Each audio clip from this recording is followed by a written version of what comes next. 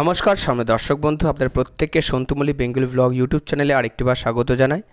বন্ধুরা, আপনারা যারা এখনও পর্যন্ত লক্ষ্মী ভাণ্ডার প্রকল্পের টাকা পাননি, তো তাদের নিয়ে আজকের এই ভিডিওটি, অবশ্যই ভিডিওটি আপনারা সম্পূর্ণ দেখবেন এবং আপনারা এই ভিডিওতে জেনে যাবেন যে আপনারা কেন টাকা পাচ্ছেন না এবং একটি SMS পাওয়ার পরও কিন্তু আপনারা টাকা না, সেই নিয়ে কিন্তু আপনারা প্রত্যেকে চিন্তায় রয়েছেন। তো সমস্ত বিষয় জানতে হলে অবশ্যই আপনাকে ভিডিওটি সম্পূর্ণ দেখতে হবে এবং এই ধরনের নতুন নতুন আপডেট পেতে হলে অবশ্যই আমাদের সন্তুমলি বেঙ্গলি ব্লগ ইউটিউব চ্যানেলটিকে সাবস্ক্রাইব করে রেখে দিতে হবে।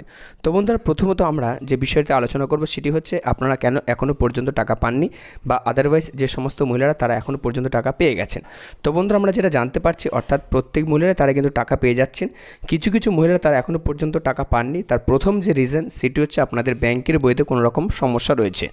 অর্থাৎ বন্ধুরা, আপনাদের যে সমস্ত ডকুমেন্টস সঠিক হয়েছে এই কারণে কিন্তু আপনারা প্রথম SMS পেয়ে গেছেন। অর্থাৎ প্রথম SMS পাওয়ার কিন্তু যে রিজন বা কারণ হচ্ছে সেটি হচ্ছে আপনাদের যে আবেদন, সে আবেদন কিন্তু অনলাইনে সাবমিট হয়েছে। অর্থাৎ আপনারা কিন্তু প্রথমে আপনারা যারা অনলাইনে আবেদন করেন, আপনাদের দেখবেন একটি করে রেফারেন্স আইডি বা অ্যাপ্লিকেশন আইডি কিন্তু দেওয়া হয়।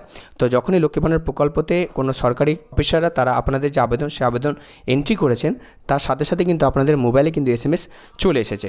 তো যখনই আপনাদের মোবাইলে SMS চলে এসেছে, আপনারা হয়তো দ্বিতীয় SMS বা তৃতীয় SMS এখনও পর্যন্ত পাননি, কিন্তু যারা যারা প্রথম SMS পেয়েছেন তাদের মধ্যে প্রায় 50% মহিলারা তারা কিন্তু টাকা পেয়ে গেছে।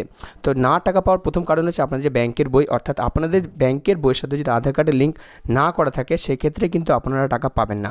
অর্থাৎ বারবার কিন্তু মাননীয় মুখ্যমন্ত্রী তিনি বলেছিলেন এবং নির্দেশিকা কিন্তু বলা হয়েছে, ব্যাংকের বইয়ের সাথে যদি আধার কার্ডের লিঙ্ক না করা থাকে সেক্ষেত্রে কিন্তু কোনো মহিলা টাকা পাবেন না। অর্থাৎ বন্ধুরা, আপনারা অতি শীঘ্রই ব্যাংকে গিয়ে কথা বলুন, ব্যাংকে যান, ব্যাংকে গিয়ে দেখুন যে আপনাদের ব্যাংকের বইয়ের সাথে আধার কার্ডের লিঙ্ক করা রয়েছে কিনা।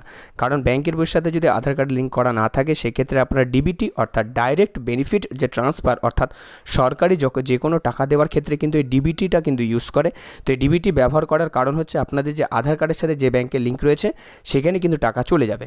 তো আপনাদের যদি কোনো ব্যাংকের সাথে আধার কার্ড লিঙ্ক করা থাকে তো আপনারা সেই ব্যাংকটি বারবার করে চেক করবেন এবং আপনারা যে ব্যাংক অ্যাকাউন্ট দিয়েছেন সেই ব্যাংক অ্যাকাউন্টে না আসতেও পারে, কিন্তু আপনাদের আধার কার্ডের সাথে যে ব্যাংকের